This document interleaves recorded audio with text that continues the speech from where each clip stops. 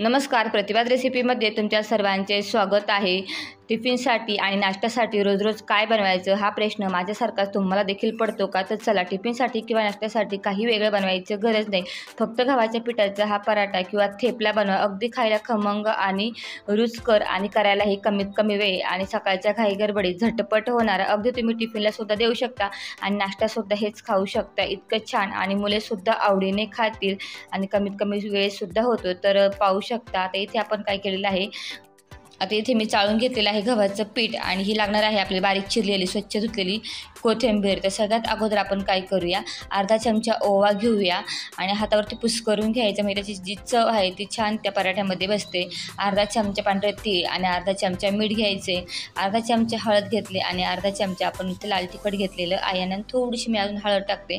आता हे अगोदर आपण काय करूया की मिक्स करून घेऊया आणि मिक्स करून घेतलं की याच्यामध्ये टाकायची आहे बारीक चिरलेली कोथिंबीर आणि कोथिंबीर जी आहे ना ती एकदम छान जेवढी बारीक चिरता येईल तेवढी बारीक चिरायचं, म्हणजे पोळी लाटताना सोयीस्कर होतं आणि पोळीसुद्धा व्यवस्थित लाटली जाते किंवा तुम्ही याला पराठासुद्धा म्हणता।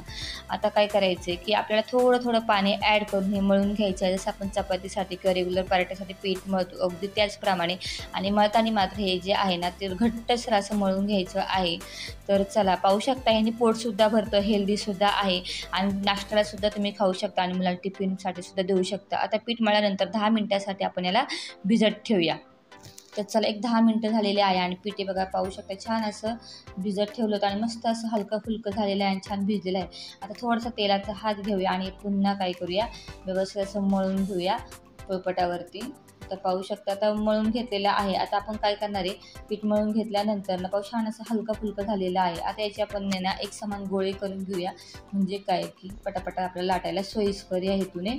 आता त्यातला एक गोळा घ्यायचा आणि आपण जशी चपाती लाटतो अगदी त्याचप्रमाणे आपण हे लाटून घेणार आहे। आता जशी आपण घडीची पोळी करतो अगदी त्याचप्रमाणे मी हे लाटून घेते। तर हे बघा, तेल लावले, पुन्हा एक घडी केले, तर यालासुद्धा आपण तेल लावूया आणि चला चपातीप्रमाणे लाटून घेऊया। फक्त चपाती आपण पातळ लाटतो, तर हे साधारण थोडंसं किंचित आहे ना आपण जाड ठेवणार, म्हणजे खायलाही छान खमंग आणि रुचकर लागतं।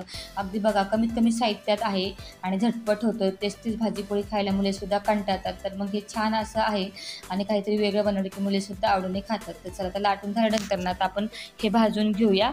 तर अशाच पद्धतीने आपण बाकीचे पराठे करून घेणार आहे। तर तुम्ही याला थेपले पण म्हणू शकता किंवा पराठेसुद्धा म्हणू शकता। तर छान आता हे व्यवस्थित खमंग असे भाजून घेऊया। पाहिलं असेलच तुम्ही की किती कमीत कमी साहित्य जे रेग्युलर आपल्या घरात उपलब्ध असतं आणि रोज रोज भाजी पोळीसुद्धा खाऊन ते कंटाळतात आणि रोज रोज नाश्त्यासाठी सुद्धा आणि टिफिनसाठी वेगवेगळं बनवायचं सुद्धा कंटाळा येतो एखाद्या दिवशी। त्यामुळे हे सोयीस्कर आहे, जेणेकरून नाश्तासुद्धा होतो आणि टिफिनसाठी सुद्धा आपण देऊ शकतो। तर पाहू शकता इथे मी तेलच लावलेलं आहे, तूप मी नंतर लावणार आहे, कारण लगेच भाजताना जर तूप लावलं ना तर ते जळतं आणि सगळं धूर होतो। म्हणून मी काय करते, शक्यतो पराठे असो किंवा थालीपीठ असो ते भाजताना शक्यतो तेलच लावते। आणि तुम्हाला अजून एक सांगते, तूप लावण्यापेक्षा तेल लावा, म्हणजे जास्त वेळापुरतं पराठा असो किंवा थेपले असो ते काय होतं की मऊ आणि एकदम सॉफ्ट राहतात। तर अगोदर आपण भाजताना येणं याला मी तेलच लावते। तर चला, दोन्ही साईडने छान असं खमंग भाजून घेऊया आणि छान अशी रुचकर हे पराठा लागतो। याच्यामध्ये काही जास्त घालायची गरज नाही, कारण हा चवीला जबरदस्त होतो। तर चला, आता हे छान आता भाजून घेऊया सगळे, असेच मी सगळे लाटून घेणारे अगदी पोळीप्रमाणेच। तर हे बघा, मस्त झालेले आहे बघा, किती छान दिसत आहे, खायलाही तेवढे छान लागतात। तर चला, अशाच पद्धतीने मी काय केले, एकदाच 5-6 लाटून घेतलेल्या आहेत आणि त्या मस्त अशा भाजून घेते। तर हे बघा, तर हे मस्त झालेलं आहे, पाहू शकता। आणि अशाच नाश्त्यासाठी वेगवेगळ्या प्रकारच्या रेसिपी आधीसुद्धा आपण अपलोड केलेल्या आहे आणि यानंतरसुद्धा आपण अपलोड करणार आहे।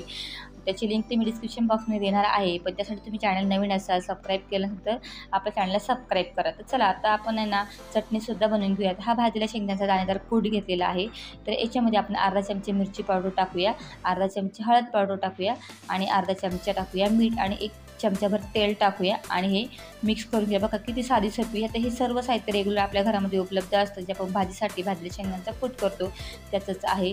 तर बघा, ही चटणीसुद्धा तयार झालेली आहे, म्हणजे अगदी कमीत कमी वेळेत आपण टिफिनसुद्धा बनवू शकतो, पाहिलं असेलच। तर चला, आता आपल्याला टिफिन भरायचं आहे, तर त्यावेळेस काय करायचं, हे तयार केलेले पराठे जे आहेत, म्हणजे तुम्ही धेपले म्हणा काही म्हणा, तर आता याला काय करूया, आपण तूप लावून घेऊया, म्हणजे खायला जे आहे अजूनच छान आणि रुचकर लागते, कारण तुपाने अजून टेस्ट भारी येते। तर चला, आता मी एकावर एक ठेवून असे सगळ्यांना काय करते की तूप लावून घेते।